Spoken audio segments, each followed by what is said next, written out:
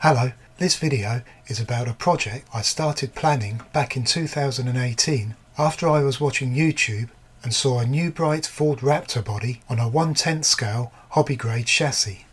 I thought it looked really good and it was something I wanted to try and do myself.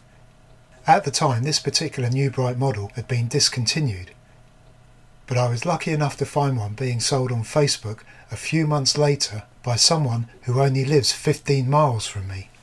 So I contacted him straight away and bought it. And then, like many of my projects, it ended up in the back of a cupboard. 4 years later, I got it out again and started to work on it. The first thing I did was remove the body from the New Bright chassis. The one I'd seen on YouTube was mounted on an axial SCX-10 chassis with a 313mm wheelbase. Other people that had done this had cut holes in the rear bed so the shock towers could come through and it could sit flat on the chassis. I didn't want to spoil the body by doing this and did some research and found a rear shock relocation kit for an SCX-10 on eBay.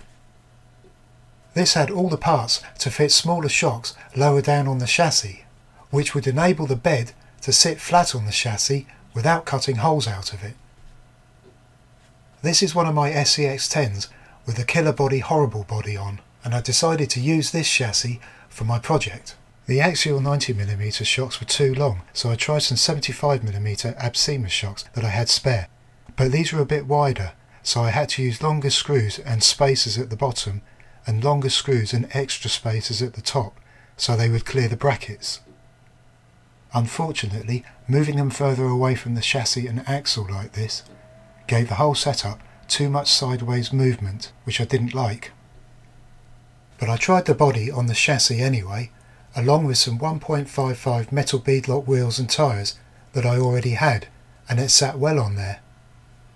I'd also removed all of the decals, the light bar, rear cage and spare wheel cover too, and was pleased with the way it looked and began my search for some more suitable shocks.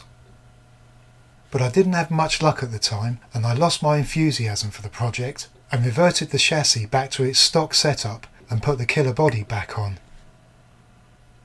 And the Raptor body went back in the cupboard for a few more years. Then recently I'd been working on my G-Made bomb, which I bought used a few years ago on eBay, and that got me thinking about it again. The bomb chassis has a 313mm wheelbase with a cantilever rear suspension setup, and that could be perfect for the Raptor body.